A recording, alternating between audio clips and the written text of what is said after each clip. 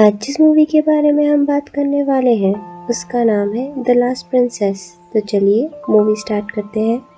कहानी की शुरुआत में हमें किंग जांग हान से मिलाते हैं जो कि एक रिपोर्टर होता है और वो एक फ़ोटो देख रहा होता है जिसमें कोरिया के लास्ट रॉयल्स होते हैं। और फिर मूवी पास्ट में चले जाती है जहाँ किंग को जो अपने मिनिस्टर्स से बात कर रहे होते हैं कैसे उनने कोरिया और जापान को एक बनाने की मांग करी होती है। ये सुन के किंग गुस्सा हो जाते हैं कि अब उनके कंट्री के मिनिस्टर्स बिक चुके हैं और अपने कंट्री और लोगों को बेचने चले हैं। वो उन सबको बता देते हैं कि जब तक वो जिंदा है ऐसा नहीं हो सकता।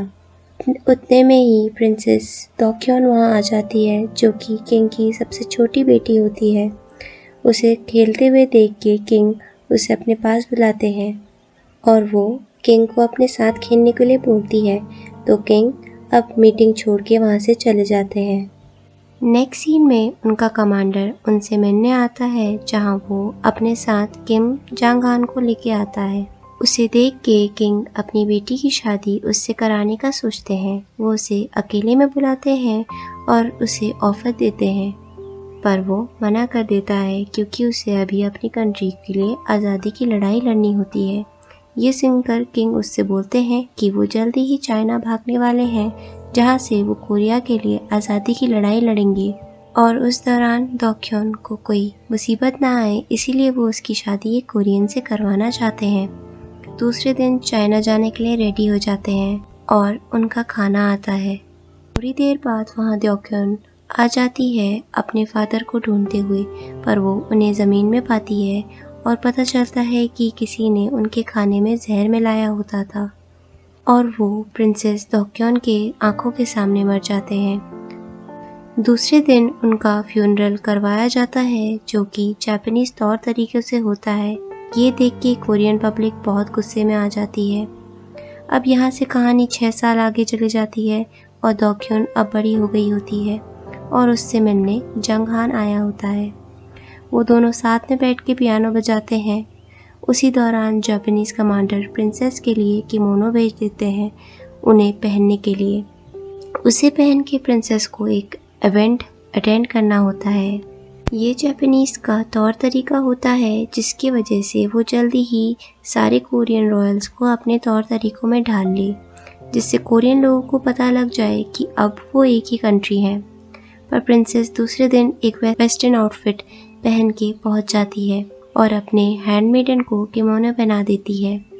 ये देख के हान तेक्सू जो कि कोरियन होते हैं पर जापानीज की हेल्प कर रहे होते हैं कोरिया और जापान को एक करने में, उसे ये देख के बहुत गुस्सा आता है। ऑफिशियल्स उसे डांटते हैं कि ये देख के कोरियन जनता को लगेगा कि प्रिंसेस अभी भी उन्हीं के सपोर्ट में है। रात को गुस्से में आके प्रिंसेस और उसकी फैमिली से मिलने जाता है जहां वो उन्हें बताता है कि एम्परर ने प्रिंसेस को जापान आके पढ़ने का मौका दिया है जिसे वो मना नहीं कर सकते। ये सुन के उसकी माँ मना करती है कि अभी तक प्रिंस जापान गए थे पर अभी वापस लौट के नहीं आ पाए हैं। पे इतनी पावर नहीं होती कि वो प्रिंसेस को वहाँ जाने से रोक पाए। दोक्योन अपनी माँ से प्रॉमिस करती है कि जैसे ही वो उनकी पढ़ाई ख़त्म हो जाएगी वो सीधे कोरिया वापस लौट जाएगी। अगले दिन वो जापान के लिए निकल जाती है जहाँ सब उन्हें रोके भेजते हैं। कहानी कुछ साल बाद आगे बढ़ जाती है जहाँ प्रिंसेस ने अपनी पढ़ाई कंप्लीट कर ली होती है पर वादे के अनुसार वो अभी भी कोरिया वापस नहीं गई होती है। उनकी मुलाकात जंग हांग से हो जाती है जो कि अब एक जापानीज सोल्जर बन चुका था। वो उसे देख के काफ़ी खुश होती हैं। दूसरे दिन सब मूवी देखने गए होते हैं जहाँ प्रिंसेस के पास एक आदमी आता है जो कि किंग गोजो का ग्रैंडसन होता है। प्रिंसेस उन्हें देख के चौंक जाती है और उनसे बोलती है कि अभी तो उन्हें शंघाई होना चाहिए था। तो वो बताते हैं कि वो फ्रीडम स्ट्रगल की तैयारी कर रहे हैं। प्रिंसेस को अपने साथ लेके जाते हैं जहाँ वो बाकी फ्रीडम फाइटर्स से मिलते हैं। वो प्रिंसेस को बताते हैं कि कोरियन लोगों को काम के लालच में जापान लाया जाता है पर वो बुरे से बुरे हालत में रहते हैं। वो बच्चों से भी काम करवाना नहीं छोड़ते। उतने में ही इतने में ही बाहर से हल्ला होने लग जाता है और जापानीज फोर्सेस वहां आ जाती है। जंग हान अपने साथ प्रिंसेस को ले जाता है। वो सेफ जगह पहुंच जाते हैं तो वो प्रिंसेस से बोलता है वो इन सब के साथ चाइना चले और वहां से ही कोरिया को वापस लेने के लिए चाइना के एम्परर से हेल्प मांगे। इस सुबह प्रिंसेस जंग हान से मिलती है और उससे कोरियन बच्चों से मिलने के लिए बोलती है। वहां जाके वो उन सब से मिलती है और उन्हें कोरियन पढ़ने के लिए बोलती है और एंड में सब एक यादगार फोटो लेते हैं। वापस जाके प्रिंसेस को अपनी माँ का लेटर मिलता है जो कि जंग हान लाके देता है, जिसमें उसकी माँ ने उससे मिलने को बोलती है। ये लेटर पढ़ के प्रिंसेस इमोशनल हो जाती है।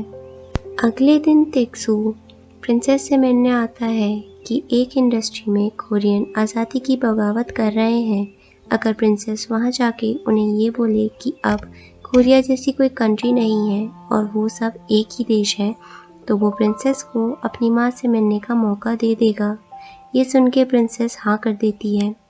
वहाँ जाके वो जैसे ही स्पीच देने लगती हैं, उन्हें कोरियन लोगों की कंडीशन दिखती है और बच्चों की कटी हुई उंगली दिखती है। इमोशनल होके वो उन सब से बोल देती हैं कि उन्हें बस थोड़ा सब्र करना है और जब वो इस गुलामी से निकलेंगे तो वो सब फिर से घर लौट पाएंगे। ये देख के लोग कोरियन में आज़ादी के गाने गाने लगते हैं और वहाँ लड़ाई शुरू हो जाती है। तेक्सू ये सब देख के गुस्से में आके प्रिंसेस को थप्पड़ मार देता है और प्रिंसेस की हैंडमेडन फिर तेक्सू को मारने लगती है। इंसिडेंट की वजह से तेक्सू रात को आके प्रिंसेस की हैंडमेडन को वहां से कोरिया वापस भेज देता है।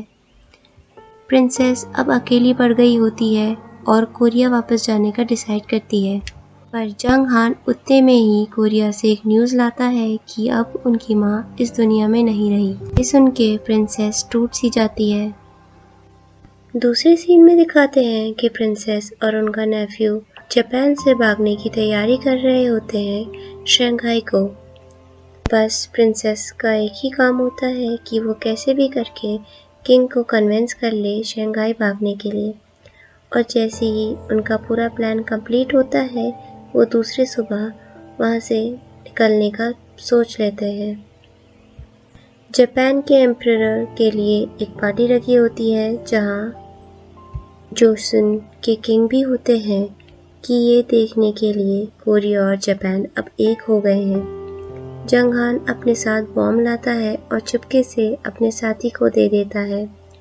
उसी दौरान देखते हैं कि प्रिंसेस अपनी भाई की वाइफ के साथ अपनी वेडिंग ड्रेस के लिए शॉपिंग करने गई होती है, जहां उनका फ्यूचर हस्बैंड भी प्रेजेंट होता है जो कि हाई रैंकिंग जापानीज ऑफिशियल होता है। चेंजिंग रूम में जाके प्रिंसेस अपना प्लान समझाती है और क्वीन को अपने साथ भागने को कहती है। वो फिर वहाँ से चले जाते हैं। दूसरी तरफ उनका प्लान कामयाब होता है और वो बॉम्ब ब्लास्ट करने में सफल हो जाते हैं। फिर भी उस ब्लास्ट में तेक्सू की डेथ नहीं होती और उसे सारा प्लान समझ में आ जाता है और वो सीधे प्रिंसेस को ढूंढने निकल जाता है। इसी दौरान किंग और उसके साथी वाटर में पहुंच जाते हैं, पर किंग अपनी वाइफ और बहन को छोड़ के वहाँ से भागना नहीं चाहते थे, तो उनका प्लान फेल हो जाता है और सारे फ्रीडम फाइटर्स वहीं मारे जाते हैं। वो उनसे ये भी बोल जाते हैं कि किंग को अबडक्ट करके शंघाई ले जाया जा रहा था, जिससे कि एम्परर उन पे शक न करे। यही आते हैं कि प्रिंसेस का भागने का प्लान भी फेल हो जाता है और बड़ी मुश्किल से जंग हान और प्रिंसेस को तेक्सू और सोल्जर्स से बच के फॉरेस्ट में भाग जाते हैं। हाँ, जंग हान अपने खुफिया ठिकाने में ले जाता है, पर जंग हान को गोली लग गई होती थी जिससे वो बेहोश हो जाता है और प्रिंसेस बड़ी मुश्किल से उसके सारे जख्मों में मरहम पट्टी करती है। वो थोड़े दिन उसी जगह पे रुकते हैं जब तक जंग हान का दोस्त वहाँ बोट लेके नहीं आ जाता उन दोनों को वहाँ से बाहर ले जाने के लिए। जैसे ही वो दोनों अगली सुबह वहाँ से बाहर निकलते हैं, उतने में ही वहाँ जापानीज सोल्जर आ जाते हैं जो कि उन पे फायरिंग करने लगते हैं। जंग हान प्रिंसेस को सेफ्टी के लिए उसे अंडरग्राउंड सुरंग से भेज देता है और उसे वादा करता है कि वो उससे पक्का बोर्ड के पास मिलेगा। प्रिंसेस वहाँ से भाग जाती है और चंगहान पूरी जगह को सोल्जर्स के साथ बॉम्ब से उड़ा देता है और सीधे प्रिंसेस के पास पहुँच जाता है। उतने में ही वहाँ बोट पहुँच जाती है और दोनों बहुत खुश हो जाते हैं। जैसे ही वो बोट के पास जाते हैं तो चंगहान देखता है कि उसमें टेक्सू भी होता है और उसके पास एक गन होती है और वो चंगहान को गोली मार देता है और प्रिंसेस को अपने साथ ले जाता है, जिससे यकीन नहीं आ रहा होता कि अब चंगहान इस दुनिया में नहीं रहा। ये देख के ऐसा लगता है कि प्रिंसेस की मेंटल कंडीशन में बहुत इफेक्ट पड़ा है और अब मूवी प्रेजेंट में शिफ्ट हो जाती है, जहाँ चंगहान प्रिंसेस को ढूंढते हुए जापान आया होता है, क्योंकि कोरियन गवर्नमेंट नहीं चाहती होती कि कोई भी रॉयल फैमिली से वापस आए, क्योंकि उस वजह से पॉलिटिकल इंस्टेबिलिटी बढ़ जाती। चंगहान फिर प्रिंसेस के हस्बैंड से मिलने जाता है, जो कि एक अच्छा आदमी होता है, और वो उन्हें बताता है कि वो खुश थे और उनकी एक बेटी भी थी, पर जापान और कोरिया अलग होते ही उनका भी डिवोर्स हो गया और इस वजह से उनकी बेटी ने भी सुसाइड कर लिया। का हस्बैंड बताता है कि अब वो अपने मदर के नाम से एक मेंटल असाइलम में रहती है। उनकी ये कंडीशन सालों के ट्रॉमा की वजह से बढ़ती ही चली जाती है और इस वजह से वो वहाँ एडमिट हो जाती हैं। और जब फाइनली प्रिंसेस कोरिया की आज़ादी के बाद अपने देश लौटने गई तो वहाँ की गवर्नमेंट ने किसी भी रॉयल को अपने देश वापस आने का मौका दिया ही नहीं। यहाँ तक कि टेक्सू जैसे देशद्रोही भी कोरिया वापस लौट जाते हैं। जब प्रिंसेस ये देखती है तो उनकी मेंटल कंडीशन और ख़राब हो जाती है। फिर चंगहान उनसे असाइलम में मिलने जाता है और प्रिंसेस की हालत देख के वो तुरंत कोरिया जाके चेयरमैन से बात करता है कि कोरिया के रॉयल्स को देशद्रोही नहीं है, उन्हें बचपन में अपनी मर्जी के खिलाफ जापान ले जाया गया था और आज जब हमारा देश आज़ाद है उन्हें अभी भी अपने देश नहीं लौटाया जा सकता। सुन के चेयरमैन सारे रॉयल्स को वापस लाने का ऑर्डर दे देते हैं और प्रिंसेस आखिर में अपनी कंट्री लौटती हैं, जहाँ उनकी मेड्स अभी भी उनका वेट कर रही होती हैं। वहाँ उनकी हैंडमेडन भी होती है जो उन्हें सालों के बाद मिल रही होती है।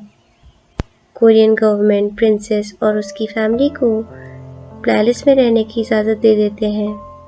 वहाँ जाके प्रिंसेस को अपने बचपन और अपने माँ बाप की झलक दिखती है, जो कि अपनी बेटी को घर आते हुए देख खुश होते हैं और ये देख के मूवी एंड हो जाती है। अगर आपको हमारी वीडियो पसंद आई तो इसे लाइक एंड सब्सक्राइब करें। Thank you for watching.